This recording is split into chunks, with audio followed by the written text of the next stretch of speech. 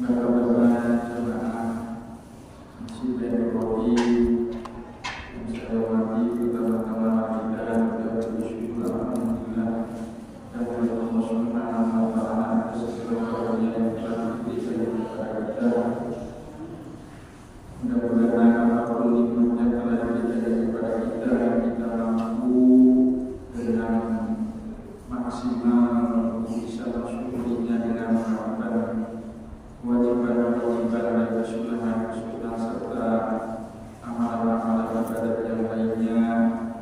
Mudah-mudahan amalan-amalan yang kita lakukan menjadikan Allah ridho kepada kita ya rabbal alamin. Shalawat dan salam kepada kita Muhammad sallallahu alaihi wasallam telah menyampaikan risalahnya pada kita umatnya. Mudah-mudahan kita mampu dengan maksimal menjalankan sunnah-sunnah yang diajarkan oleh Rasulullah kita Nabi Muhammad sallallahu alaihi wasallam. Bapak-bapak jemaah Masjid Baitul yang saya hormati,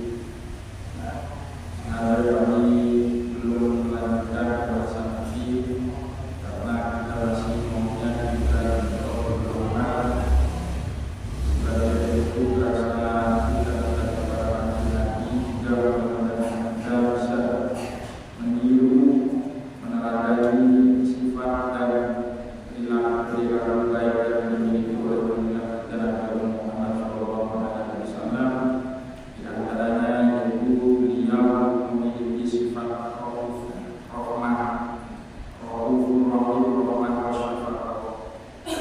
dari umat kita belajar sedikit mengenai sifat rahmat dan sifat penuh kasih sayang. Bismillahirrahmanirrahim. Qala Rasulullah sallallahu alaihi wasallam kitab Tamarul ini kitab cara perasaan yang mengarang ini selalu saja orang Indonesia itu yang kasih keturunan Syekh Samarqand Ibrahim As-Samarqand berarti Ibrahim As-Samarqand ini putra dari Syekh Jumat Ibrahim As-Samarqand yang Ibrahim As-Samarqand ini menurut riwayat diakui oleh salah satu ulama bernama Profesor Sulaiman. Ini kelahiran Fatoni ini Thailand Selatan. Jadi lahirnya di sana, setelah menimba ilmu di tanah kelahirannya baru mengajarkan Islam, menyebarkan Islam di Indonesia menurut Profesor Sulaiman. Di Samarqand ini Ibrahim Samarqand yang Indonesia bisa disebut Asmorokondi. Ya, Asmorokondi mana makamnya? Tuban. Ya, Bapak Tuban kagak sejarah. Asmorokondi ini zamannya sebelum Wali Songo. Ya, Wali Songo ini rata-rata mayoritas keturunan Yaman. Maka Indonesia ini persis, di dalam dunia pesantrennya persis seperti Jawa di dunia ini, cuma hanya ada dua. Pertama Yaman, yang kedua Thailand, Fatani. Pernah dengar enggak? Maka Indonesia ada orang yang dinamakan Fatoni. Itu diambil dari salah satu seorang ulama besar yang berdomisili di negara Thailand, khususnya Thailand Selatan. Jadi tuan ada Indonesia ulamanya sama Thailand Selatan, duluan Thailand. Jadi Indonesia ini mengadopsi sistem belajar pesantren. Pertama, kalau tidak dari Yaman, dari Thailand. Indonesia kalau tua. Maka di sana ada ulama namanya Fatoni, ya, Fatani. Memang Fatani seperti tadi Pak, kehidupan di sana kayak di Jawa, yang tani-tani, yang miang-miang, tahu miang Pak? Cari ikan di laut Pak, cari ikan di laut, Fatani itu. Coba aja buka di YouTube ya, pesantren atau pendidikan di negara Thailand Selatan. Di situ ada ulama besar namanya Fatoni. Maka Indonesia ada orang namanya Fatoni karena mengadopsi dari salah satu nama seorang ulama besar namanya Fatoni. Ini termasuk kayak dunia pesantren mengajarkan yang mengarang kitab tasrif madda yang madda fa'ala yaf'ulu fa'lan. Ini Syekh Fatoni Thailand, bukan dari Indonesia, dari Thailand. Ini Syekh Samarqandi ini pengarangnya, ini dikarang oleh putranya Syekh Nasir bin Muhammad bin Ibrahim Samarqandi. Samarqandi punya bapak namanya, punya orang tua namanya Syekh Jumadil Kubro. Ya, Syekh Jumadil Kubro dari sampai ke Kanjeng Nabi ini sampai urutan 20. Mari kita bersama-sama.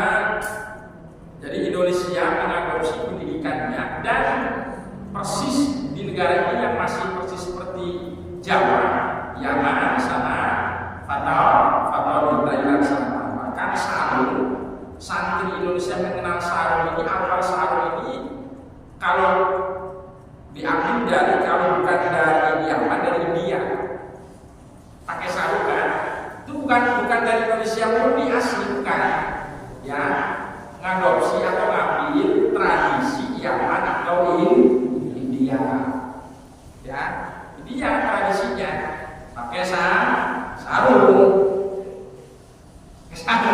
Iya, coba dulu ke sejarah. Haddatsana Abu Husain Ahmad bin Hamdan, haddatsana Ahmad bin Harith, haddatsana Qutaibah ibni Sa'id al-Baghdadi an Malik sama Maula Abi Bakrin an Abi Bakrin an Bakrin an Abi Sholih as-Samani an Abi Hurairah radhiyallahu anhu anna Rasulullah sallallahu alaihi wasallam qala. Kajian Nabi, hadis ini diriwayatkan oleh Abu Hasan sampai ke guru-gurunya, sampai ke sahabat Abu Hurairah. Abu Hurairah ini salah satu sahabat yang paling meriwayatkan hadis paling banyak. Santrinya Kanjeng Nabi, yang santri emperannya Masjid Kanjeng Nabi. Jumlahnya berapa semua? 450. Semuanya orang fakir miskin Pak. Ya, tapi sukses semua. Tidak ada yang istilahnya keluar atau alumni daripada santrinya Kanjeng Nabi yang berjumlah 450 itu nggak ada yang neko-neko. Semuanya sukses. Dan Abu Hurairah termasuk dari 450 santrinya Abu Hurairah Ashabus Suffah, santri emperannya Masjid Nabawi. Itu jumlahnya 450. Semuanya sukses, antaranya Abu Hurairah. Abu Hurairah ini sukses pernah menjabat menjadi gubernur Madinah. An Abi Hurairah radhiyallahu anhu anna Rasulullah sallallahu alaihi wasallam qala, bahwa Abu Hurairah meriwayatkan hadis dari Kanjeng Nabi Muhammad sallallahu alaihi wasallam bahwa Kanjeng Nabi Rasulullah Muhammad sallallahu alaihi wasallam bersabda, baina rajulin, suatu ketika ada seorang laki-laki. Ini Kanjeng Nabi meriwayatkan riwayat cerita seorang laki-laki yang suatu ketika ada sosok laki-laki yang berjalan fiktorik di tengah jalan, istadda alaihi al-'atash, yang ia merasa kehausan. Laki-laki yang berjalan ini merasa kehausan. Fawajada bitron, kemudian ia temukan sumur. Lagi keadaan haus, dijumpainya atau menemukan sumur. Fawajada bitron fanazala biha, setelah ia temukan sumur, ia turun ke dalam sumur. Untuk apa? Ngambil air, bukan untuk bunuh diri. Ngambil air. Ngambil air karena merasa haus. Fasariba, setelah ia turun ke sumur, ia minum. Setelah ia sudah selesai minum, tsumma kharaja, kemudian ia keluar. Setelah ia keluar, habis minum di dalam sumur, fa'idha kalbun yalhaf. Tiba-tiba ketika ia keluar dari sumur, ternyata ia dapatkan ada seekor anjing yang sedang apa, melet itu apa? Bukan yang apa namanya? Melet bahasa Indonesia apa? Melet. Apa? Pak? Bahasa Indonesianya Grit. Melet.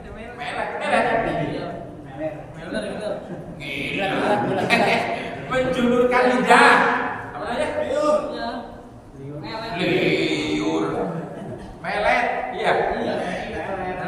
Ya tahu dah meletnya Pak. Ya melet. Melet dah.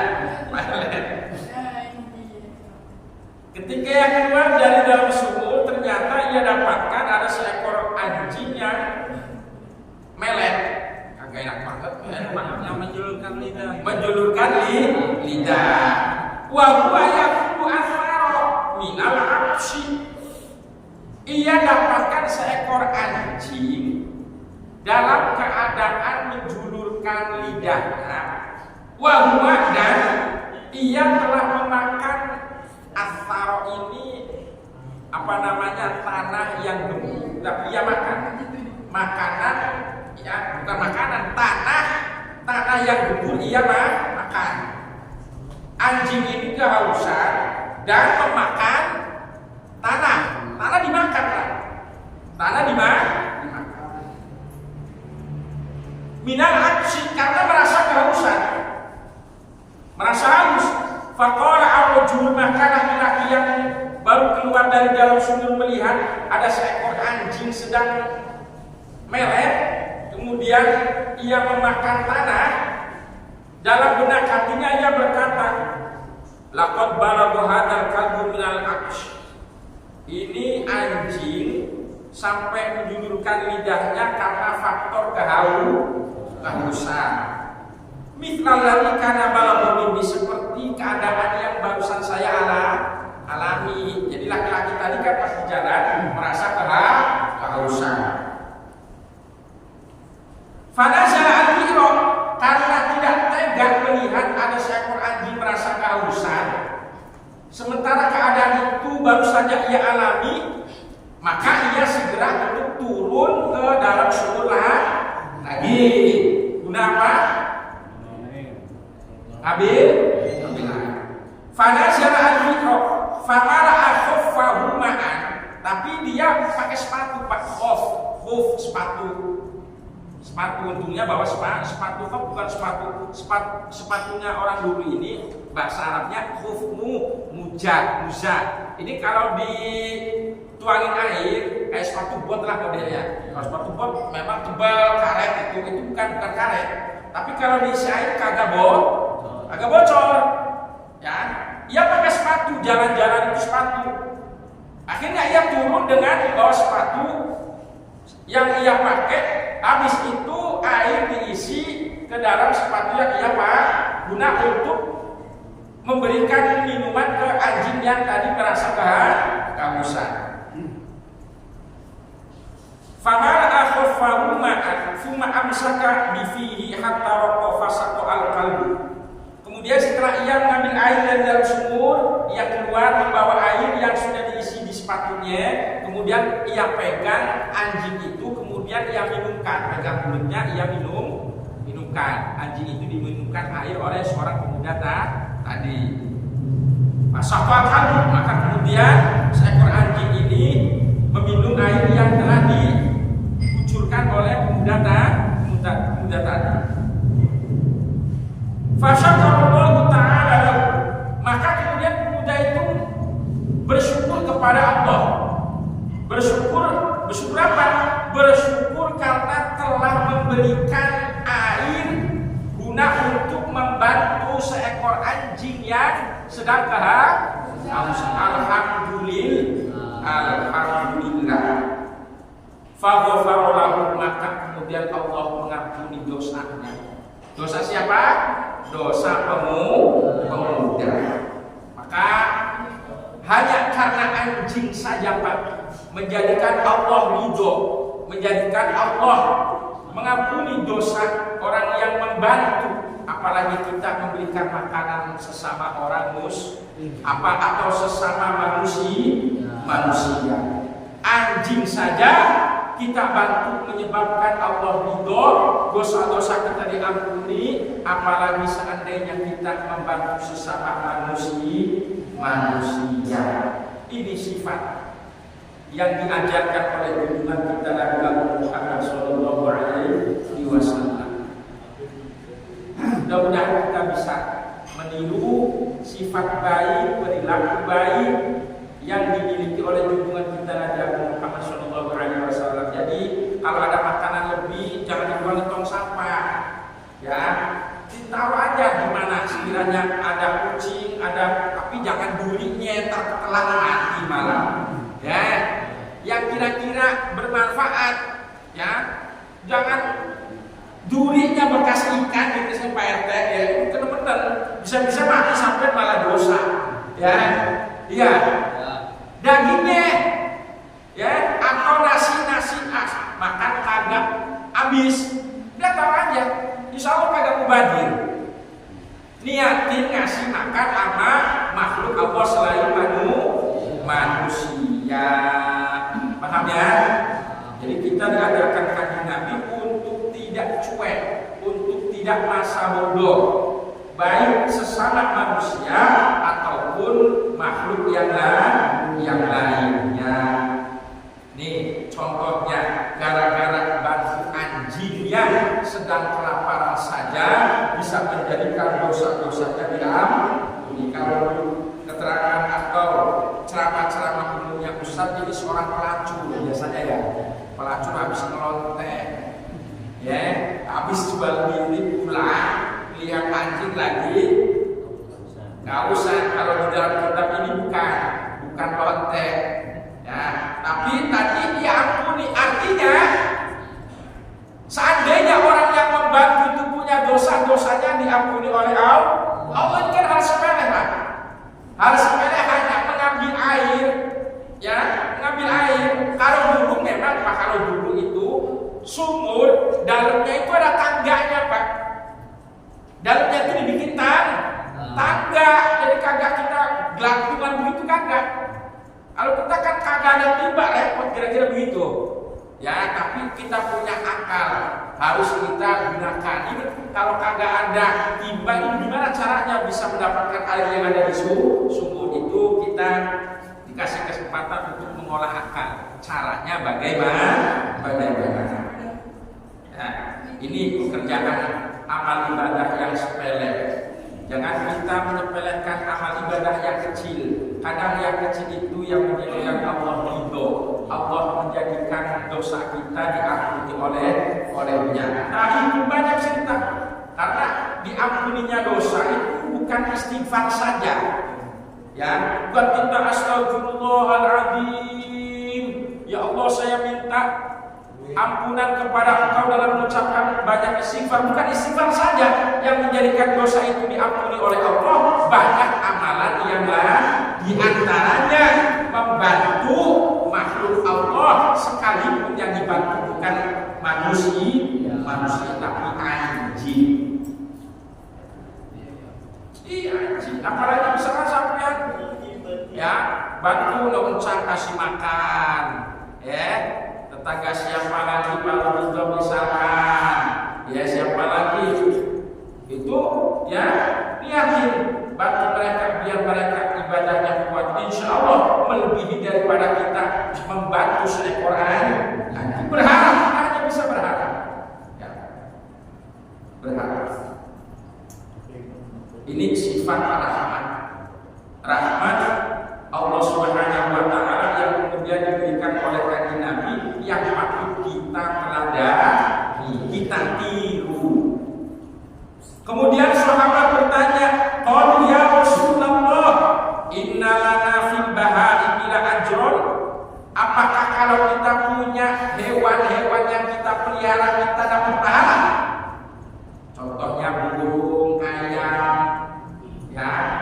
kucing, apalagi ikan, ikan, punya ikan wah, ikan itu kan bahagia.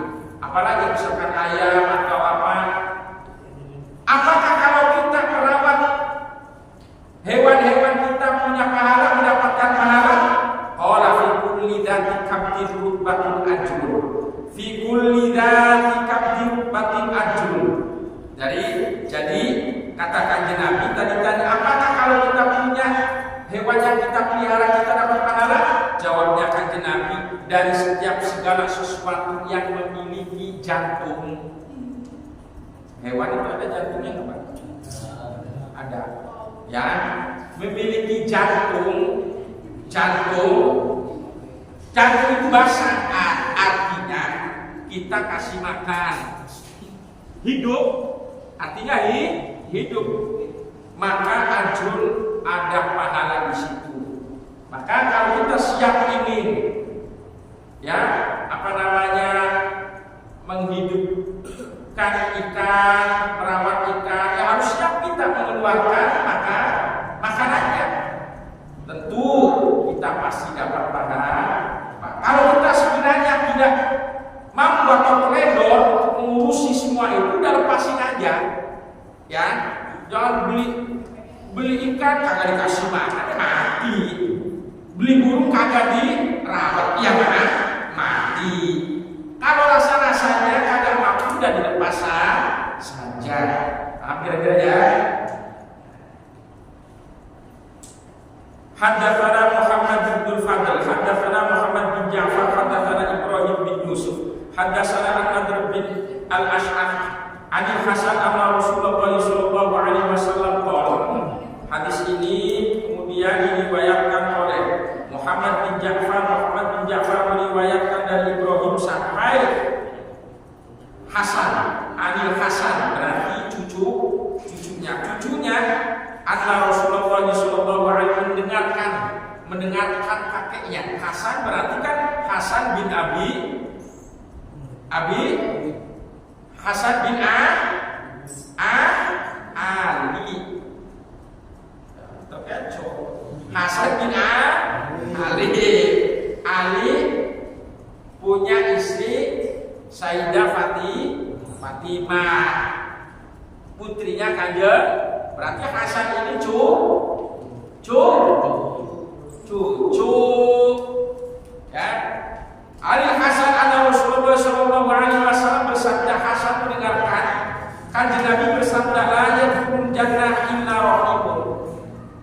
Tidak akan masuk ke dalam surganya Allah kecuali orang yang punya sifat kasih sayang. Jadi orang yang kagak punya sifat kasih sayang, penyayang, tidak akan bisa masuk surga. Kalau lantas kemudian sahabat bertanya, ya Rasulullah, kulluna rahimun. Kita semua orang yang penyayang, kata para sahabat. Qala, Kanjeng Nabi menjelaskan lagi, laisa rahmatu ahadikum nafsahu khassa.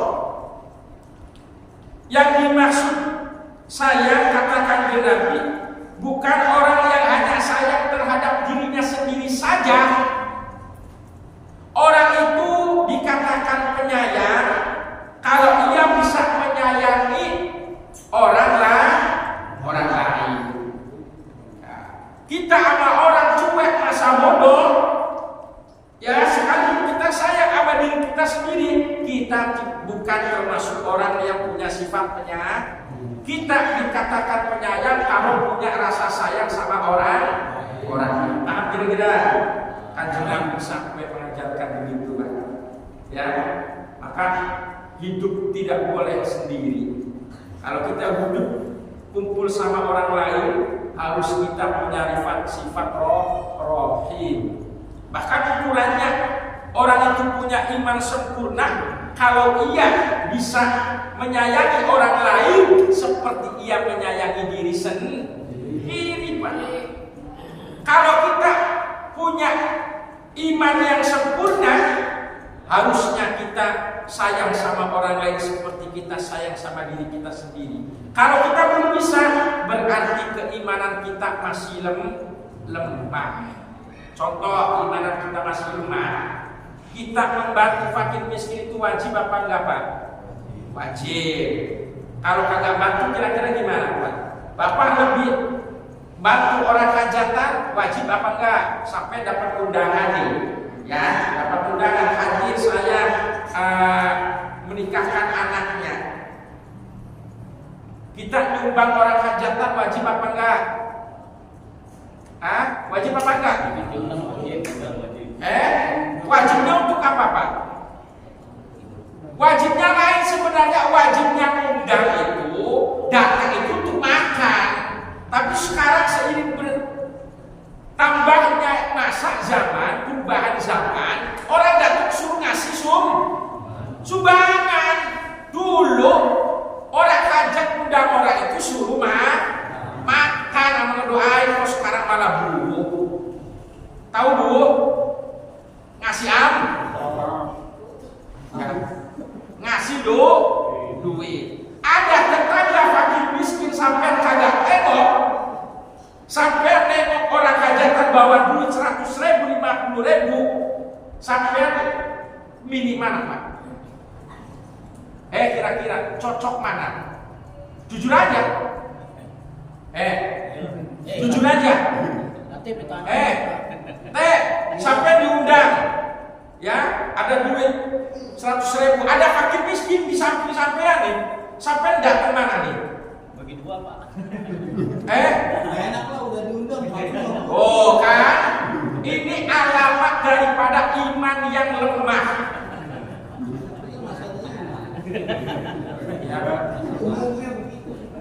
Bisa jadi dosa ini mah dosa, bukan karena ada iman sekaligus dosa, karena itu tidak wajib. Ini kita membantu menolong fakir miskin, hukumnya wajib. Masa kita tidak bisa bedain mana wajib mana sunnah? Paham kira-kira, Pak?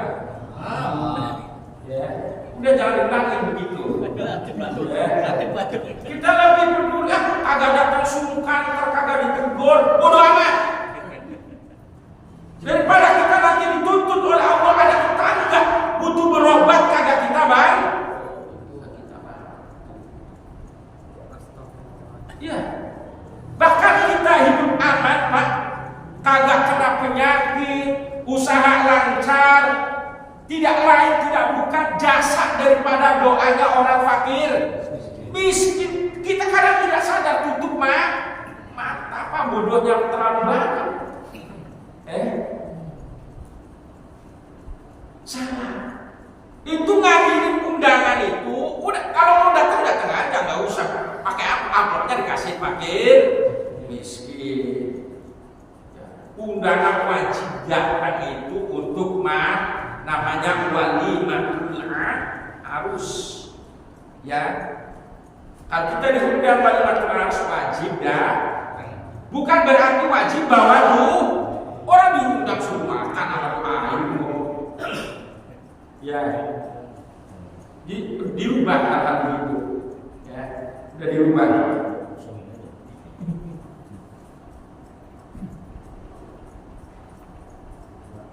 Laisa rahmatul ahadikum nafsah khosatan walakin hatta yarhamun nasa kama. Kita tidak bisa dikatakan orang kita ini penyayang, punya rasa kasih sayang sama orang lain. Ya, kalau kita belum bisa membuktikan rasa kasih sayang kita diberikan kepada orang lain, meskipun kita punya rasa kasih sayang sama diri kita sendiri. Jadi inilah kesuksesannya Kanjeng Nabi mengajarkan para sahabatnya, para santri-santrinya yang berjumlah 450. Karena Kanjeng Nabi ini mengajarkan mereka 6. Pertama, metode yang diajarkan Kanjeng Nabi kepada santrinya adalah 6. Ada 6. Tarbiyatu imaniyah, masalah pendidikan iman. Keimanan kita dididik, para sahabat dididik oleh Kanjeng Nabi. Iman, ya tadi termasuk alamat orang itu imannya kagak beres, disuruh ada satu orang fakir miskin membutuhkan pertolongan, kita dapat undangan acara hajatan orang-orang, kita lebih memilih datang ke orang itu daripada kita membantu orang yang sedang kesusahan. Itu iman kita berarti lemah. Ya. Bukan jangan pembelaan yang penting punya iman, jangan. Tetap ini harus benar-benar. Kemudian tarbiyatul khuluqiyah. Suksesnya Kanjeng Nabi mengajarkan sahabat ini karena ada pendidikan budi pekerti, sopan santun. Kanjeng Nabi ketika mandi di tanah kosong, ini sahabat Kuhafah ini menutup kain agar Kanjeng Nabi mandi ini tidak kelihatan orang lain. Bukan di kamar mandi dalam rumah, bukan. Seandainya kita di mana terus panas, gerah, kepengen mandi di tanah kosong, ya mandi agar tidak terbuka auratnya. Sahabat itu menutup dengan kainnya. Misalkan Kanjeng Nabi mau mandi di sini, kita nutupi di sini, ya, ditutupi pakai kain. Gunanya apa? Gunanya agar aurat Kanjeng Nabi kagak kelihatan. Setelah selesai gantian, Kanjeng Nabi, Pak, kalau kita kan songong lu, yang ayu suruh, ya, kan begitu modelnya orang sekarang. Oh, Kanjeng Nabi aja mau gantian, apalagi kita yang baru Ustaz Kiai baru, ya, Kanjeng Nabi. Ya. Maka kita kalau ada orang meninggal, jangan dihubung, Pak. Kalau dimandikan ditutup. Yang boleh masuk mahramnya saja. Ada mudin, tahu mudin, Pak? Petugas yang memandikan, ini kondisi darurat saja dipakainya. Sebetulnya kewajiban mereka yang memandikan itu dari ahli waris. Karena ahli warisnya black semua, ya, akhirnya bukan ustaz loh. Ustaz itu orang lain, ya. Giliran mau mandiin kagak ngerti mandi Allah. Ya Allah. Itu jenazah kalau dimandiin, keadaan yang paling menakutkan bagi orang yang meninggal, Pak. Ini ketika orang yang memandikan ini masuk rumah, takut, Pak. Percaya nggak? Kita rasain sendiri. Coba aja. Mau daftar amalan apa akhirat kita. Ya. Keadaan Sayyidah Aisyah, istri Kanjeng Nabi, ditanya sama Rasulullah suaminya, wahai Aisyah, keadaan seperti apa yang sangat ditakuti oleh orang yang sudah meninggal? Kanjeng Nabi tanya begitu. Kata Sayyidah Aisyah, Allahu wa Rasuluhu a'lam. Yang lebih tahu persis jawaban itu adalah Allah dan utusannya, adalah termasuk suaminya. Entah ini bentuk tawadu atau bagaimana. Ya Aisyah, keadaan yang paling menakutkan, menyeramkan, mengkhawatirkan ini bagi orang yang sudah meninggal ketika petugas yang memandikan ini masuk ke rumah. Tak sampai lagi, ya, ngalamin di dalam kitab Dakwahul Ahbab itu. Ya. Paling menakutkan, kenapa Pak? Takutnya ini salah memandikan, sementara kondisi orang yang baru meninggal ini badannya panas, Pak. Kesentuh sedikit aja kayak kita habis lecet, sakit, Pak. Kita misalkan jatuh ke aspal, ledes, kemudian kita kegaoran sedikit aja, sakit nggak? Sakit, Pak. Maka dalam hal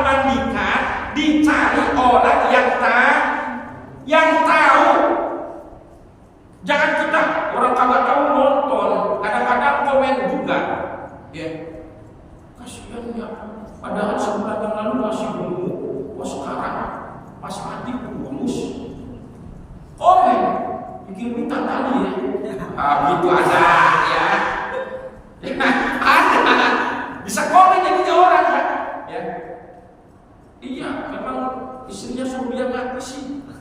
Jadi dia mati, anaknya juga nyuruh dia mati, akhirnya mati. Kasihan beban, ya.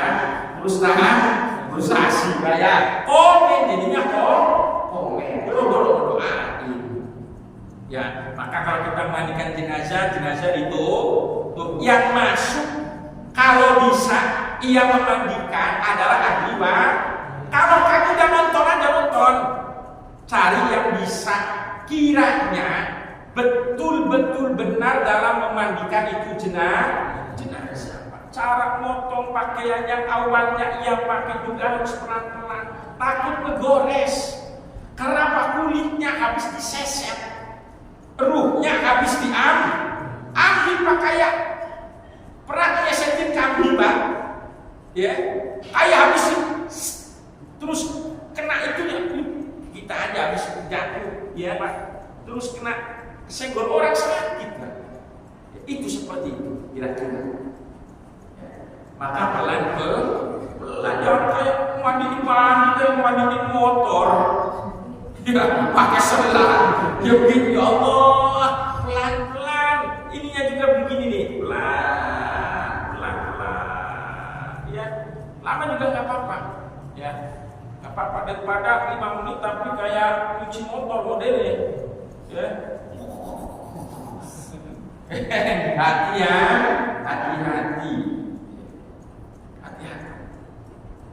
Jadi sekali lagi mari kita punya sifat rasa kasih sayang kepada orang lain sehingga kita bisa dikatakan orang penyayang.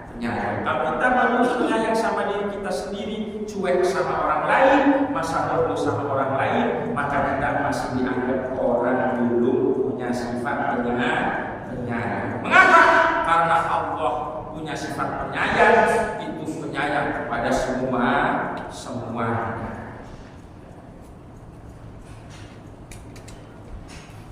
Haddatsana Muhammad bin Fadl, haddatsana Muhammad bin Ja'far, haddatsana Ibrahim bin Yusuf, haddatsana Mu'awiyah an A'mash an Hasan bin Abi Ashras an Abi Ubaidah an Abdullah bin Idza ra'aytum akhahu qad asabahu jazaan fala ta'anu wa la ta'ayyanu. Kalau kita melihat, katakan di Nabi melihat orang habis kena hukuman, orang misalkan ya habis mencuri kemudian kena kan otomatis dia punya rasa malu.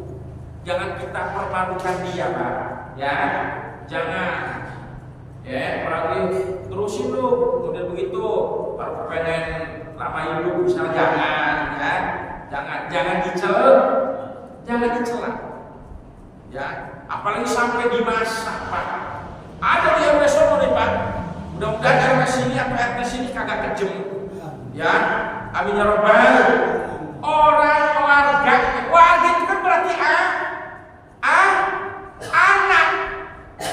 Bagaimanapun warga RT misalkan sini ada yang mencuri, itu anak harus benahi, harus dididik, jangan ngambil punya orang, apalagi punya orang, ruginya apa dia? Dinasehatin sebab apa kau sampai begitu? Kalau rasanya dia pengen terus dia kagak punya, ya kalau kita punya justru malah kita kasih. Artinya dia bisa sampai melakukan hal itu kan ada penyebab, ada alasan yang mendasar. Kadang-kadang orang mencuri itu karena faktornya darurat, kondisinya sudah mepet, uang sudah kagak punya, anak istri perlu makan, pikiran udah buntu, mau utang udah kagak dipercaya orang, karena udah banyak masalah, ya. Maka kita jangan, kalau itu misalkan ditangkap, ada yang menangkap orang lain, kita benahi. Kalau sampai di masa kita hakimi, maka ini namanya RT atau RW yang kagak tahu diri. Anaknya mau dihakimi. Bapak ini punya anak, kemudian anaknya kena kasus apa? Kalau udah nyampe rumah dibejek-bejek, Pak. Saya tanya ke sampean, sampean punya anak misalkan muda, masih SMP, ketahuan jual narkoba atau gimana, terus ada laporan, nyampe di rumah dibejat sama HP apa kagak? Jangan kalau anak keluarga kagak ada respon, sama orang lain responnya kan kenceng, ya. Ini anak Pak RT, ya. Masyarakat ini adalah anak kita, maka perlu dibenahi. Yang perlu membenahi sebetulnya dua tokoh, ulama dan pemerintahan. Pemerintahan bejat karena ulamanya bejat. Ya, bagaimanapun masyarakat yang awalnya benar akan rusak kalau pemimpinnya rusak. Pemimpin rusak karena ulamanya sudah rusak. Bagaimanapun rakyat itu sudah rusak akan menjadi lebih baik asalkan pemimpinnya baik. Kalau pemimpinnya baik berarti ulamanya baik-baik saja. Ini hukum saling berkesinambungan. Ya. Awas jangan sampai ada kedengaran orang sini atau orang sana ngambil gas kemudian dimasak. Ya jangan juga istighfar yang banyak. Ya. Penyakit itu akan menular. Ya. Di dalam kitab-kitab Tibun Nabawi kita menghakimi orang, ini akan kembali kepada diri kita. Seperti bapak mengkonsumsi memasukkan makanan-makanan ke istri, ke diri sendiri, ke anak dengan hal-hal yang tidak halal. Ini nanti akan timbal balik. Maka sebetulnya kagak ada jaminan harta banyak orang itu selamat, Pak. Yang penting punya iman. Insya Allah kalau iman ada, rasa malu ada. Ya, kullu lahmin nabata min haramin fannaru aula. Setiap daging yang tumbuh di dalam diri kita, tetapi tumbuhnya dari hasil yang tidak halal, maka nerakalah yang pantas menjadi tempatnya. Artinya orang itu bisa sampai ke neraka enggan melakukan amal baik. Artinya kalau yang kita asup, kita konsumsi ini dari barang haram, ini akan mencari negatif-negatif yang lain. Artinya untuk ibadah juga susah. Ya, begitu artinya. Pengertiannya begitu teh. Kita makan barang dari barang haram, susah untuk ibadah, untuk maksiat gampang. Ya, jangan sampai kita meracuni istri dan anak-anak kita yang nantinya yang akan mendapatkan imbasnya. Mending kita kelaparan, tapi yang kita asuh ada hal-hal yang rezeki yang halal. Jangan tereporia. Yang penting kita senang sesaat buat apa? Ya, maka kita mari belajar cari rezeki yang halal. Ya, insya Allah. Silahkan dicek introspeksi diri masing-masing. Anak itu susah. Kita ini susah karena yang kita dapat adalah kurang bersih, banyak haramnya. Coba tanya pada diri kita sendiri. Kalau itu udah pasti, Pak. Kanjeng Nabi mana bohong sih, Pak? Kullu lahmin nabata min haram fannaru aula. Setiap daging yang tumbuh dari hasil rizki yang haram, maka diajak untuk ibadah sangat sulit. Ini. Mari di bulan Rabiul Awal ini kita benahi hidup kita dengan kita memperbanyak meniru keteladanan yang dimiliki oleh Kanjeng Nabi Muhammad SAW.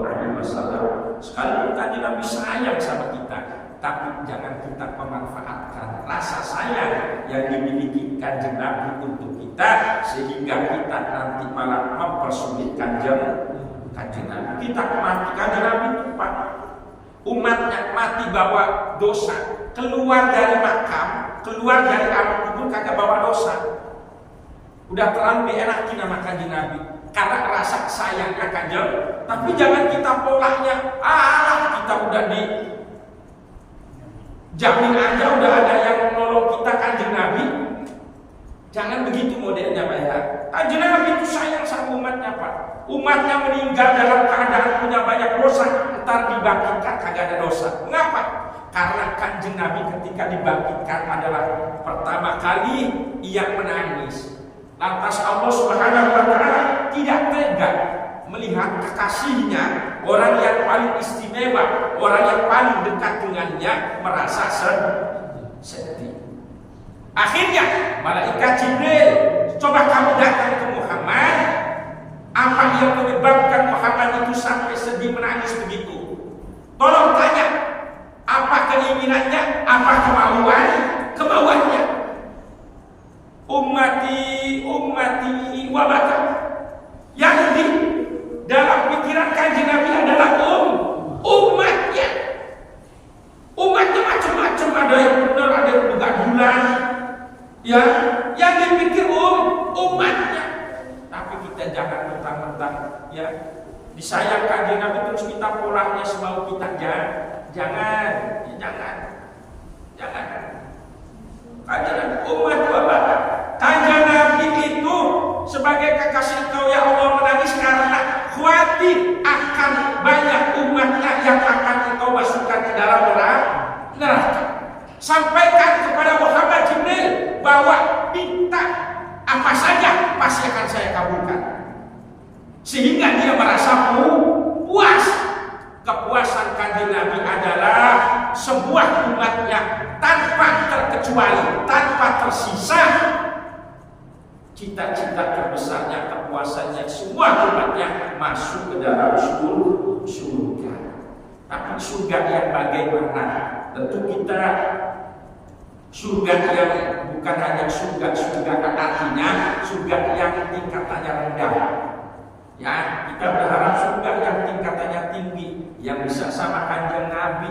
Syaratnya bisa kita sama Kanjeng Nabi harus menghidupkan sunnah-sunnah Kanjeng. Man ahya sunnati faqad ahabbani wa man ahabbani kana ma'i fil jannah. Barang siapa mau menghidupkan sunnah-sunnahku, maka tentu orang itu adalah telah mencintai diriku. Barang siapa mencintai diriku telah akan bersama diriku di surga. Bahkan bukan hanya kelak, banyak riwayat di dalam kitab orang yang meninggalnya jauh dari tanah kelahiran, tanah wafatnya Kanjeng Nabi ini dipindah Pak.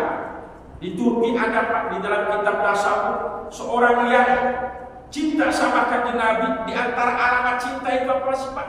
Ada alamat cinta itu dia kita punya Quran di rumah yang dibaca karena tugas utama Kanjeng Nabi itu yang suruh alaihim ayat, membaca ayat-ayatnya Allah. Karena kita Quran cuma panjangan doang. Ya, maka sekali lagi mari kita sedikit-sedikit dirubah. Quran bukan hanya panjangan saja di rumah. Baca udah pernah juga kagak apa-apa. Kayak sampai kayak kita mah dimaklumin insya Allah. Ya. WA udah berapa sehari baca berapa ratus kali Quran. Baca Quran ya. Baca Quran baca WA dulu deh. Di dalam kitab kemunduran kemerosotan umat Islam saat-saat ini Pak, Indonesia termasuk merosot Pak. Grafik apa namanya umat Islam di Indonesia menurut bagian fatwa Majelis Ulama Indonesia ini yang pada tahun Orde Baru ini 95 atau 97% Islam mayoritas, sekarang tinggal 75. Jauh Pak kemerosotannya. Ya, kita kagak bikin ke sana. Bahkan yang dalam kitab seorang perawi perempuan, orang India Pak. Jadi orang-orang hebat di dunia ini Indonesia belum ada. Yang ada orang ahli hadis perempuan, yaitu yang zaman sekarang Ini orang India. Orang India begitu tapi orangnya hebat-hebat. Namanya Tibun Nisa. Minyak wanginya perempuan. Itu istrinya Syekh Hasan Al-Adawi. Ya, di era pergerakan Islam di tahun 1928. Ya, itu muridnya Syekh Ilyas Muhammad Al-Kandahlawi. Di antara bentuk kemerosotan umat Islam itu banyaknya media sosial, di antaranya yaitu HP, menonton video porno termasuk 10 besar di dunia ini penggemar konsumen terbanyaknya Indonesia. Termasuk main game. Main game ini Pak bisa merusak saraf dan jantung. Itu menurut Tibun Nisa, perempuan yang cerdas yang menghafal hadis orang India. Murid langsungnya Syekh Ilyas Al-Kandahlawi, pendiri Jamaah Tabligh. Jamaah Tabligh yang biasa di masjid itu Pak, itu kan berawal dari India. Namanya siapa? Syekh Muhammad Ilyas Kandahlawi ini New Delhi, bahasa Arabnya Kandahlawi, bahasa ininya New Delhi. Ya. Jadi orang main game Pak, ini akan jantungnya Pak semakin rusak Pak. Kagak ia sadar. Kayak orang nonton ini saraf otaknya. Ini makanya orang itu mudah lupa, kecenderungan malasnya akan tumbuh pesat kalau orang muda main begini Pak. Itu di kitab Tibun Nisa, orang hebat perempuan mulai zaman dulu sampai sekarang, di antaranya Indonesia belum ada. Yang ada India itu orang hebat Pak. Ya, bahkan ulama-ulama hebat itu India Pak. India. Jangan Indianya nyanyi enak-enak, ya Pak. Ya.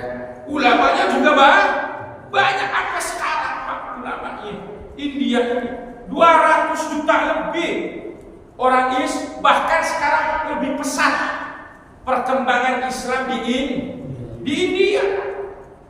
Indonesia malah menurun Pak. Karena apa? Karena pemudanya kagak mau berpikir, asik dengan medianya sendiri. Termasuk dunia pesantrennya juga, para akademisinya juga kagak mau berpikir. Ya, udah, apalagi bocah-bocah yang perlu sebenarnya diawasi. Maka kita yang jadi orang tua Pak, kalau kita pengen akhlak baik, punya rasa sungkan, waktunya mau maghrib bocah itu suruh pada mandi, pada masjid. Yang jadi orang tua ya malu. Ya itu cara pendidikan Nabi, tarbiyatul khuluqiyah, agar kita punya budi pekerti yang baik. Malu Pak. Kanjeng Nabi Pak, di antara pendidikan Nabi, Kanjeng Nabi itu nggak mau makan hewan yang makan tai. Ayam makan tai juga. Makan, Kanjeng Nabi nggak mau Pak, karena menjaga wibawa derajat kesempurnaan Kanjeng Nabi. Itu Kanjeng Nabi, tapi kita jangan mengelak. Itu kan Kanjeng Nabi. Ya. Nggak mau makan titipnya kambing, sapi nggak mau, karena kagak pantas. Apalagi brutu. Tahu brutu deh? Apa deh? Pantah. Ya. Kagak mau Kanjeng Nabi menjaga wibawa derajat yang dimiliki oleh Kanjeng. Kalau kita masih buah kita makan Kanjeng Nabi juga. Ayam, pokoknya hewan yang makan tai. Ayam kan kalau kita lepaskan, karena tai ditotol kan gitu ya. Kanjeng Nabi enggak mau. Kanjeng Nabi enggak mau. Terus makan titiknya kambing, kita kan doyan. Saru Pak, apa Kanjeng Nabi makan begitu? Ya kagak teh, kagak. Jadi itu sifat rahmat Kanjeng Nabi yang harus kita. Wala ta'ayyan, dan kalau kita melihat orang itu habis melakukan dosa, jangan kita caci mencaci, Pak. Karena nanti kita akan mengalami sebelum kita meninggal. Itu udah sabda Kanjeng Nabi, Pak. Maka jangan kalian celah. Terus bagaimana kata Kanjeng Nabi kalau kita melihat orang buruk? Doain qulu Allahumma arhamhu wa tub alaihi. Ya Allah, berikan rahmat kepadanya dan berikanlah itu taubat untuk dirinya. Begitu. Ya. Jangan pantesan saja bapaknya begitu. Ya, kita komen lagi boro-boro ngedoain. Ya, jangan. Masalahnya akan nyerang kita sendiri, teh.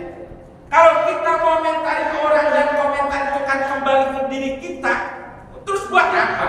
Apa manfaatnya? Kita mencela orang, kamu melakukan begini, akibat itu nanti akan dirasakan kita. Kalau kita tidak bisa merasakan, anak atau cucu, takut gak kira-kira kita begitu? Harusnya takut. Maka tidak boleh kita menilai orang lain. Itu sekalipun orang itu buruk, sekalipun orang itu buruk, nggak boleh. Karena itu tidak lepas daripada qadarnya Allah. Kalau Allah bikin orang itu buruk, untuk barometer kita bagaimana, Pak? Berarti kita menentang sunnatul Allah. Itu kan buruknya dia, itu yang bikin Allah. Terus kita komentar, kan kagak ketemu jadinya. Yang bikin Allah kita komentar. Ya biarin saja. Ya. Maka yang kita lihat tanpa kita harus komentar. Kalau buruk, mudah-mudahan maka kita diajarkan Kanjeng Nabi doa Allahumma inna na'udzubika min syarri sam'i. Ya Allah, saya berlindung kepadamu dari keburukan apa yang kami dengar. Wa basori, dan keburukan dari apa yang kami lihat. Dan keburukan dari hati yang buruk. Wa mani, dan dari sperma yang buruk. Sampai sperma loh kan kita doanya begitu, Pak. Allahumma inna na'udzubika min syarri sam'i wa basori wa qalbi wa mani. Sperma gunanya apa? Kalau sperma itu dihindari oleh Allah, dihindarkan oleh Allah, keluarga baik, insya Allah akan menjadi generasi penerus yang soleh dan soleh. Ya kalau kita kagak minta perlindungan sama Allah, bisa-bisa sperma yang kita keluarkan dengan jalan yang tidak halal. Contohnya jajan. Iya begitu. Karena kita tidak bisa melindungi, kita tidak meminta perlindungan. Sampaikan Nabi mengajarkan begitu. Mari kita banyak lagi cerita-cerita, mudah-mudahan nanti yang akan disampaikan oleh penceramah kita di tanggal 4 November. Ya, ini Pak Jito. Peringatan Maulid Nabi. Ya, udah terkumpul berapa dananya, saya nanya ke RT. Dana. Iya. Belum. Jangan punya acara kagak planningnya kagak jelas. Baru berapa kira-kira? Sejuta. Ya, cukup gak buat penceramahnya sejuta? Loh, kagak 40 juta tahun. Berapa kali itu penceramahnya Pak Juta? 5 juta. 5 juta. Soalnya penceramahnya agak punya malu dikit. Udahlah, saya kagak pantas Maulid Nabi, kok saya yang dapat balik lagi buat masjid ya gitu kan. Tapi ya gak apa-apa, dapat juga.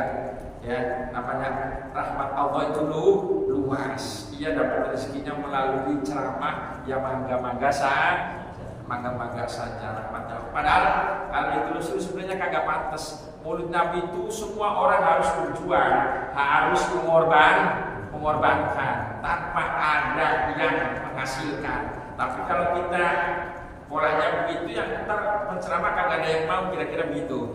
Kecuali penceramahnya duitnya banyak, ya. Udah duitnya kagak bersaing, semua yang penting asal yakin aja mau.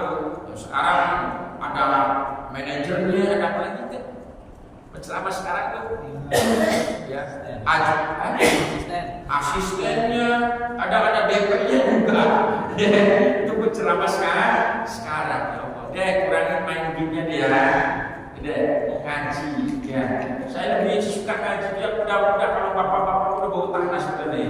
Ya, yang penting yang udah generasi penerus. Bahkan jalur apa namanya jalur buat sebagai jalur buat pemuda saat ini adalah generasi masa depan. Pemuda saat ini sebagai pemimpin masa depan. Kalau pemimpinnya modelnya main game, terus Sultan juga kalau di DPR modelnya mainnya betul slot, kagak bisa ngurusin rakyat. Ya, iya makanya kurangin ya, kurangin main game-nya. Ntar kalau udah kerja sendiri, ya nggak apa-apa. Kerja sendiri nggak apa-apa main game, bentar-bentaran aja. Ya, bentar-bentaran aja. Nggak apa-apa. Nambah supekan kejenuhan, ntar main game habis. Ntar jantungnya rusak loh. Ya, ntar malah dagingnya di ring kasih ring repot lagi. Ya. Nah, kurangin main game. Alhamdulillah saya nggak seneng. Alhamdulillah kagak seneng kalau lihat ojek para bocor-bocor main game. Rasanya, ya Allah, itu orang dulu kagak seneng. Rasanya seneng apa gimana? Mencoba main game dulu. Ya Allah, nggak bakalan mana-mana. Ini udah hujan. Kurangin deh ya. Tidur malam jam 10, besok sekolah. Tapi subuhan dulu kalau subuhnya 14 ya di kodok ini bangun jam 7 atau jam 6 subuhnya udah lewat saya sholat subuh dulu sholifatu subuhnya rokaatayni musabbilatul lagi kodok ahlillahi ta'ala udah saya besarnya ya dan ngaji dia ngaji sementara ibu Ustaz Iwan ngaji ya siap deh ngaji deh. Siap gak? Udah saya siap kalau mau ngaji siap waktunya kapan? Daripada yang udah tidur aja lah. Jadi generasi penting panjang masalahnya. Dia ngaji malam apa? Malam Senin. Mau malam Senin? Mau nggak malam Senin? Ya, kumpulin. Oke? Ada berapa? Ada 10 ada nggak deh? Kita di sini dong, sono. Ya. Oke, malam Senin. Ya. Anip tuh ketuanya Anip. Ya. Udah, malam Senin ya. Ngaji khusus mulai. Udah yang kecil-kecilan aja Sabina ya. Oke. Ini deh. Ya, malam. Ntar saya beli peci nih atau Jaki kita koordinator kita Jaki. Jaki ya. Iya. Malam Senin siang kita mau diri ya. Ya, iya, ya. Insya Allah Pak Iwan juga ntar ini beliin minuman ya. Gitu. Generasi masa depan Pak ya. Kita juga harus support ya. Harus support Insya Allah yang mau ngurusin ini masih siapa kalau bukan mereka. Ya, itu saja mudah-mudahan bermanfaat. Jangan bosan-bosan ya. Ngaji kita seminggu sekali atau 2 minggu, seminggu 2 kali nggak apa-apa. Yang penting sempetin untuk duduk bareng-bareng ngaji. Mau paham apa kagak yang penting dan yang menyebabkan kita dimaklumin dalam kegiatan ibadah sehari-hari kalau kita ada sedikit waktu untuk menyempatkan diri bermajlis bertolakul ilmi. Pinter maka wajib dan yang penting udah, apalagi bayar sampean masuk di kanan keluar kiri udah pasti. Udah kagak apa-apa. Ntar ngobrol bareng di Solo jangan pulang deh ya. Ntar beliin kopi kayak kemarin. Kopi bareng dulu udah. Jam berapa nih Pak Iwan? Jam 8:30 kurang lebih. Mohon maaf nanti pas acara ikut ngeramein semuanya. Siap? Insyaallah gitu dong. Ntar diobrolin Bang Ustaz kapan mulai ngaji bareng. Udah jangan lama-lama, sejam aja ya. Ya, sejam aja. Dan kurang lebihnya mohon maaf kita doa bersama-sama. Bismillahirrahmanirrahim. Alhamdulillah.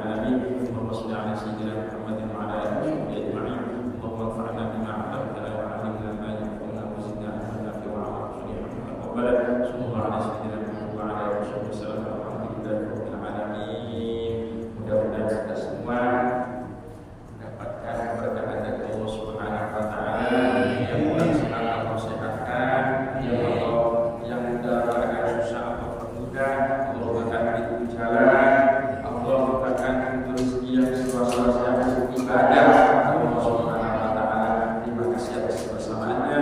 Mohon maaf segala kekurangannya. Assalamualaikum warahmatullahi wabarakatuh.